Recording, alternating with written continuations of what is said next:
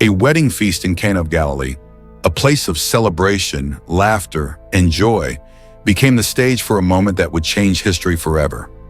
Wine was running out. Guests were embarrassed. And in the midst of ordinary human worry, Jesus performed his first public miracle. Why a wedding? Why water into wine? What was hidden in this simple act that revealed the identity of the Messiah and the nature of God's kingdom? Tonight, we uncover the meaning behind the miracle at Cana, the first sign that revealed Jesus as more than a teacher. He was the Son of God. It was a celebration like any other. Friends and family gathered, rejoicing in a union that promised love, companionship, and hope for the future. In the corner, servants hurried about. The wine was running low. The tension was subtle but palpable. Among the guests, a young man named Jesus Christ was quietly observing. He was accompanied by his mother, Mary, who noticed the impending embarrassment. She said to him, "They have no wine." And with that simple statement, the ordinary became extraordinary. Water became wine. Joy overflowed.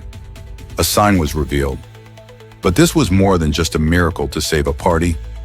It was a deliberate act, rich with symbolism, foreshadowing the transformative power of the kingdom of God, and showing that Jesus' mission would bring abundance, restoration, and divine presence into human life. This story challenges us to see the divine in the ordinary, and to recognize that the first signs of God's glory often appear in unexpected moments. Part 1. The setting and cultural context of a wedding. To truly understand why Jesus chose a wedding for his first miracle, we must first step into the world of Cana of Galilee, a small village where every celebration was a matter of life, honor, and community. Weddings in first century Israel were far more than just a private gathering. They were public celebrations that could last days, involving entire families and communities. Food, wine, and music symbolized joy, blessing, and prosperity. Guests came not just to witness a union, but to participate in the social and spiritual fabric of the village. The importance of wine. Wine was more than a beverage. It was a symbol of life, joy, and God's blessing. Running out of wine was a social catastrophe, an embarrassment for the host that could reflect poorly on the family's honor. Every detail mattered. Families were judged not just by their wealth, but by their character, their values, and their ability to contribute to the community, but by their ability to host a proper wedding feast. Wine represented celebration, blessing, and abundance, and a shortage would tarnish the festive spirit. Mary's awareness. In this setting, Mary noticed the impending problem. She observed the human need, the looming embarrassment, and brought it to her son's attention. Her statement, "They have no wine," was simple yet profound. It recognized a human need and implicitly trusted that Jesus could act. This moment highlights faith in action, even before the miracle occurs. Jesus' presence. Jesus, though aware of his divine mission, was participating in an ordinary human celebration. By being present at a wedding, he entered the realm of everyday life, showing that God's kingdom touches both the sacred and the mundane. The setting also allowed the miracle to communicate deeper truths about abundance, transformation, and God's provision through a context everyone could understand: joy, community, and celebration. Cultural symbolism. In Jewish culture, weddings symbolized covenant, joy, and continuity. Jesus performing his first miracle here was symbolic. Just as 1 Corinthians 15:3-4, the resurrection of Jesus, was symbolic of the resurrection of the believer. A wedding unites two lives in covenant. He would unite humanity to God through his ministry. Even the water-to-wine transformation would later reveal spiritual abundance, a theme repeated throughout his ministry. Ordinary things transformed into extraordinary signs of God's glory. Part 2. The problem of no wine. The celebration in Cana of Galilee was in full swing. Laughter echoed across the village, music filled the air, and the aroma of roasted lamb and fresh bread wafted from the tables. But behind the festive facade, a crisis was unfolding. The wine had run out. A social disaster. In first-century Jewish culture, running out of wine at a wedding was more than an inconvenience. It was a social catastrophe. Guests would notice. The host family would be embarrassed. Their honor in the community could be tarnished forever. A shortage of wine threatened the joy of the occasion, the reputation of the family, and the sanctity of the celebration. It was a small moment, but one with huge consequences. Human limitation meets divine opportunity. The absence of wine highlighted a stark truth. Human efforts are limited. No matter how well prepared the hosts were, they could not control every detail. Every human plan has limits. Every celebration has vulnerabilities. Yet this limitation would set the stage for a divine intervention that would transform not only the party, but also reveal God's glory. Mary's faith. Mary, ever attentive, noticed the shortage.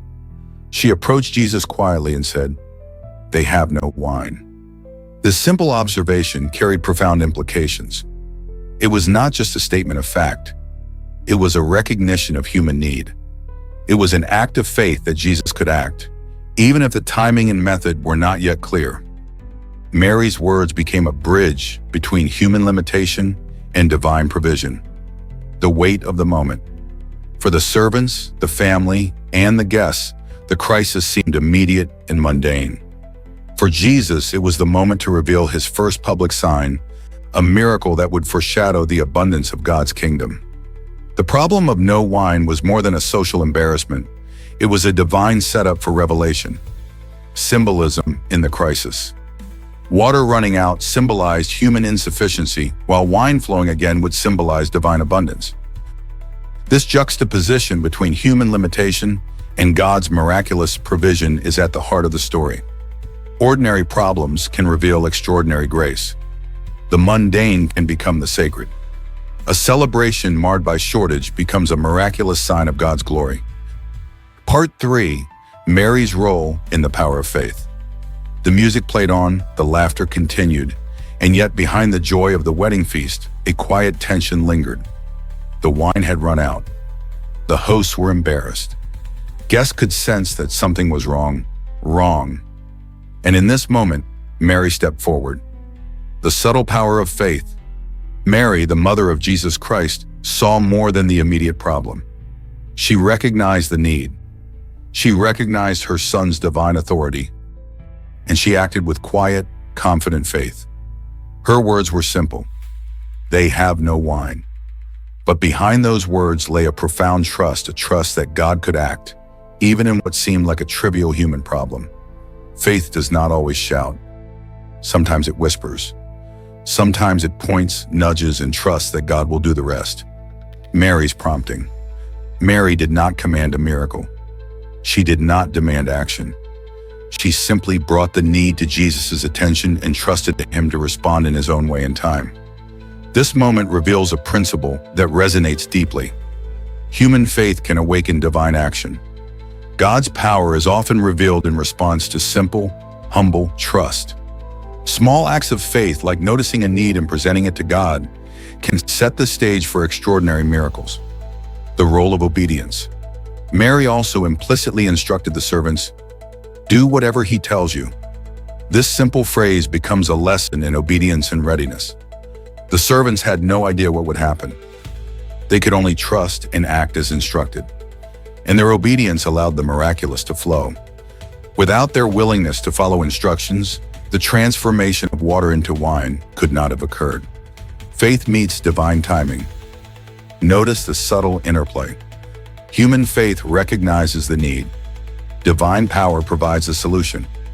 Timing is perfect, and the result exceeds human expectation. The problem of no wine became the opportunity for the first sign of Jesus' ministry, a sign that would reveal not just power, but God's glory and the abundance of his kingdom. Symbolism of Mary's role. Mary's presence at the wedding shows that faith is participatory, not passive. She noticed the need. She spoke the need to Jesus. She guided the servants to follow his instructions. Faith, action, and obedience combined to reveal a miracle that transformed ordinary water into extraordinary wine, foreshadowing the transformation Jesus would bring to human hearts throughout his ministry. Part 4. Jesus' first miracle and its symbolism. The moment had arrived. The servants filled the jars with water as instructed. The air was thick with anticipation, though no one yet understood the magnitude of what was about to happen. Then, as the water was drawn and tasted, it was no longer water. It had become wine, not just ordinary wine, but the finest the feast had ever seen. The miracle revealed. This was the first public miracle of Jesus Christ, a moment that would reveal his divine nature to those around him. The transformation of water into wine was more than an act of generosity. It was a profound symbol of God's kingdom. Ordinary resources transformed into abundance. Human limitation replaced by divine provision. Everyday life infused with glory and purpose. The miracle demonstrated that where humans fail, God provides, not merely to meet needs, but to exceed them in ways that inspire awe and joy. Symbolism in the miracle. 1. Transformation. Water becomes wine, a symbol of spiritual transformation. Just as water is ordinary, human life without God can feel empty or insufficient. Through Christ, the ordinary becomes extraordinary. The mundane becomes sacred. 2. Abundance. The wine was plentiful and of superior quality. This points to the abundance of God's kingdom, a kingdom where blessing is not scarce, but overflowing. 3. Joy and celebration. By performing his first miracle at a wedding, Jesus shows that God desires joy for his people. Faith is not meant to be dry or burdensome. It is alive, celebratory, and life-giving. 4. Revelation of glory. Finally, the miracle revealed Jesus' glory. His disciples saw it and believed in him. John 2:11. Even a subtle act in an ordinary setting can unveil divine identity when executed with perfect timing and purpose. Ordinary moments, extraordinary signs. Notice the setting: a wedding, a human celebration, a moment of ordinary concern. God often chooses the mundane to reveal the divine. Through this first miracle, we see a pattern that continues throughout Jesus' ministry. The power of God is at work in the world. Human need meets divine response. Faith triggers revelation. Obedience allows miracles to unfold. God's glory is revealed in everyday life. The jars of water, ordinary and plain, became a sign of God's transformative power, a preview of the ultimate abundance and joy that Jesus brings into human hearts. Disciples' response.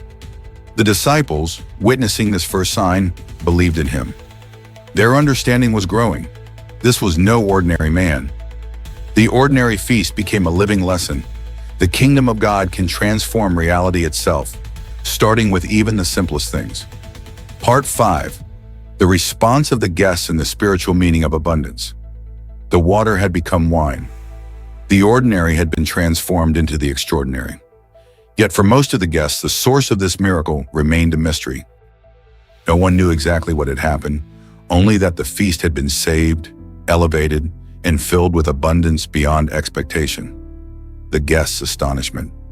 The wedding guests were amazed. They tasted the wine and marveled at its richness. Some whispered to each other, "Where did this wine come from? How is it possible?" For them, it was a moment of joy, but the divine hand behind it remained hidden. Jesus' first miracle was subtle, not a spectacle for fame, but a revelation of God's grace and provision. The disciples' awakening. For the disciples, the story was different. They had been with Jesus and Mary during the entire event. They witnessed the transformation firsthand.